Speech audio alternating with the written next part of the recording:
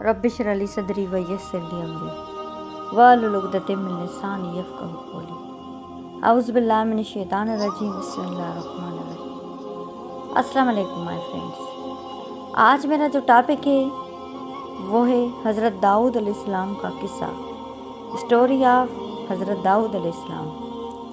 हज़रत दाऊद अलैहिस्सलाम भी बनी इसराइल के बड़े नबी गुज़र चुके हैं। आपका जिक्र कुरान पाक में कई जगह आता है। सूरह सफ़ में खुसूसन से निहायत तफसील से आपका जिक्र मिलता है। ये सूरा कुरान पाक के 23 पारा में है। आप पर आसमानी किताब ज़बूर नाजिल हुई थी। हज़रत मूसा अलैहिस्सलाम के इंतकाल के काफ़ी अरसा बाद बनी इसराइल के सरदारों ने इस वक्त के नबी से कहा कि हमको एक बादशाह की ज़रूरत है जिसकी सरदारी में हम अल्लाह के दुश्मनों से जंग करें। अल्लाह के नबी उनकी हालत को खूब जानते थे। पहले उन्होंने इनकार कर दिया कि ये लोग बुज़दिल हैं, जंग वगैरह कुछ नहीं करेंगे। मगर जब कौम और सरदारों का इसरार बढ़ गया और वो नहीं माने तो अल्लाह के नबी ने फरमाया, अल्लाह ताला ने तुम्हारे लिए तालूत को बादशाह मुकर्रर किया है। तालूत एक गरीब आदमी थे और सरदार अमीर लोग तालूत का नाम सुनते ही नाराज़ हो गए कि सरदार और बादशाहत तो हमारे हक का था, ये गरीब आदमी को कैसे मिल गया। हज़रत तालूत बड़े आलिम, आबिद, जंग के माहिर और बड़े बहादुर और ताकतवर आदमी थे, इसलिए अल्लाह ने उनको बादशाह मुकर्रर किया था।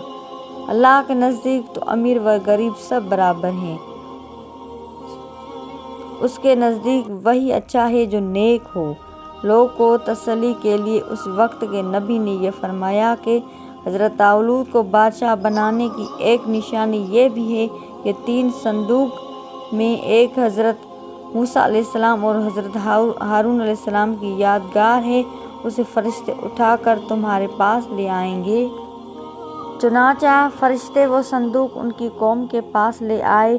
आखिर उन्होंने हज़रत तालूत को अपना बादशाह बना लिया।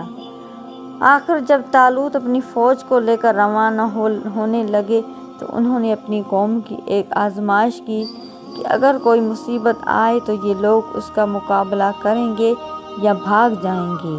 उन्होंने कहा कि आगे चलकर पानी की एक नहर आएगी, जिसने उसका पानी पी लिया और उसको मुझसे कोई ताल्लुक़ ना होगा। मेरा आदमी वो है जो उसमें से ना पिए, ज़्यादा से ज़्यादा एक चुल्लू पीने की ज़रूरत जायज़ है। मगर जब नहर पर पहुँचे तो चंद लोगों के सिवा सब ने खूब पानी पी लिया। जब नहर के पार उतर गए तो कहने लगे, हम अपने दुश्मन जालूत से लड़ने की ताकत नहीं रखते।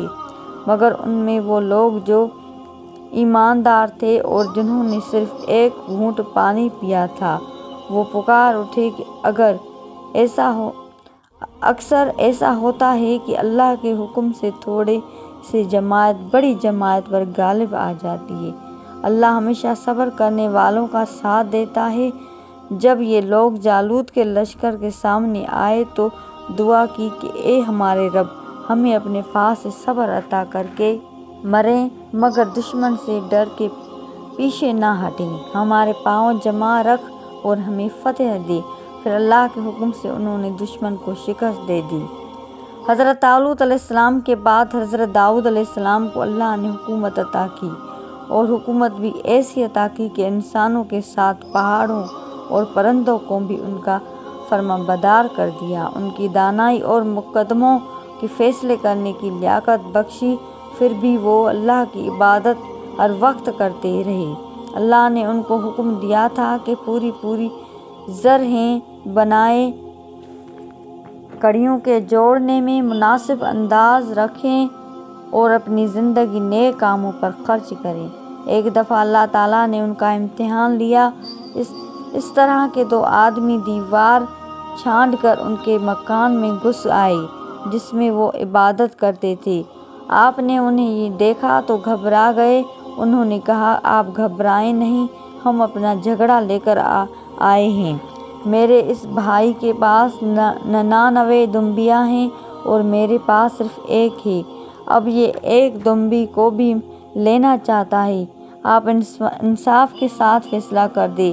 آپ نے فرمایا جو تم سے دمبی مانگ رہا ہے اس سے یہ زیادتی پر ہے، اور اکثر شریک ایک دوسرے پر زیادتی کرتے ہیں۔ البتہ جو لوگ اللہ پر ایمان رکھتے ہیں اور نیک کام کرتے ہیں وہ اس زیادتی سے بچ جاتے ہیں، مگر ایسے شریک بہت کم ہوتے ہیں۔ جب یہ لوگ چلے گئے تو آپ کو خیال گزرا کہ اللہ نے یہ میرا امتحان لیا ہے۔ انہوں نے توبہ کی، سجدے میں گر پڑے اور اللہ کی طرف توجہ کی۔ اللہ تعالیٰ نے فرمایا کہ اے داؤد، ہم نے تمہیں اس زمین کا خلیفہ بنایا ہے۔ لوگوں میں انصاف کرنا اور اپنی خواہش پر نہ چلنا، ورنہ اللہ کی راہ سے تم بھٹ جاؤ گے۔ حضرت داؤد علیہ السلام کے قصے میں ہمیں یہ سبق ملتا ہے کہ مسلمانوں کی بادشاہی کے لیے امیر ہونا ضروری نہیں، بلکہ ان کو عالم، طاقتور، بہادر اور لڑنے کے طریقے معلوم ہونے چاہیے۔ جیسے حضرت طالوت کو غریب آدمی تھے مگر یہ سب خوبیاں ان میں موجود تھیں، اس لیے اللہ تعالیٰ نے حضرت داؤد علیہ السلام کو بادشاہ مقرر کیا۔ دشمن سے لڑنے جیتنے کے لیے یہ ضروری نہیں کہ تعداد زیادہ ہو، مگر ضروری یہ ہے کہ ہمارا اللہ پر کامل یقین ہو کہ وہ ہماری مدد کرے گا۔ ہم موت سے نہ ڈریں اور اپنے امیر کی اطاعت کریں۔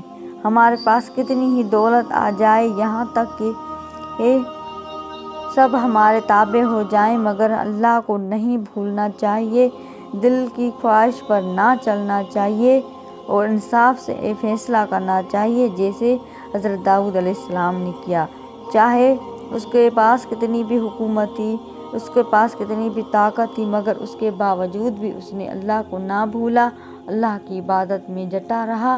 اور ہمیں بھی یہ دھیان رکھنا چاہیے کہ ہم کسی بھی کنڈیشن میں ہو، چاہے ہم اعلیٰ درجات پہ ہو یا ہم کم درجات پہ ہو، ہر حال میں ہمیں اللہ کی عبادت کرنی چاہیے اور انصاف کے ساتھ لوگوں کے ساتھ فیصلہ کرنا چاہیے۔ اللہ آپ کو اور ہمیں نیک کام کرنے کی توفیق عطا فرمائے۔ جزاک اللہ خیرا۔